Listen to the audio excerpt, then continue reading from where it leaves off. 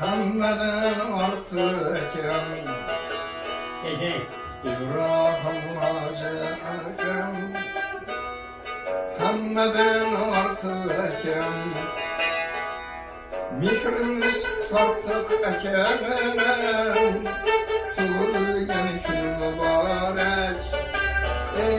Tevellüt gün mübarek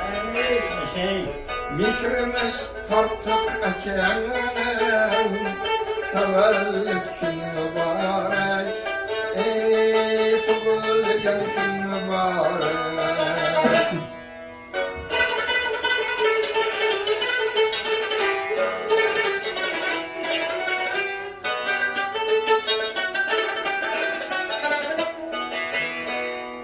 Ailesin serkarı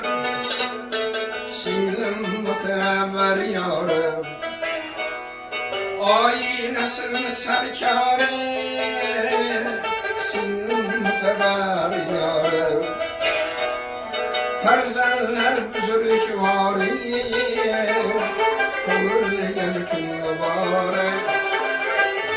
Tevellüt gün mübarek Ailesin serkâri Tuğulgen gün mübarek Tevellüt gün mübarek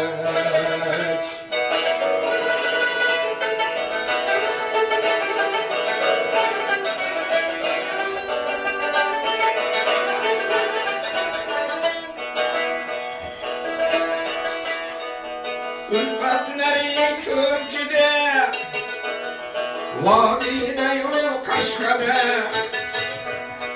Ülfetleri Kürçü'de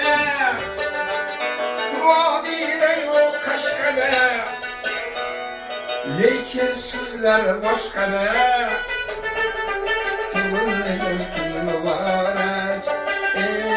Tevellüt gün mübarek Lekin bizler başkada Tevellüt gün mübarek Tuğulgen gün mübarek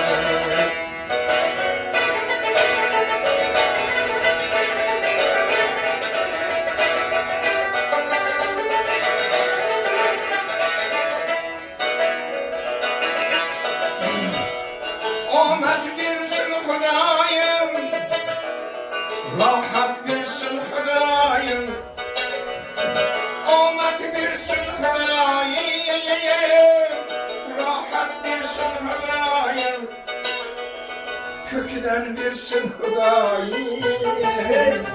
Tevellüt gün mübarek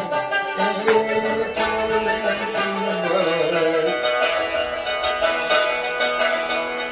Ahmet bilsin Hüdayım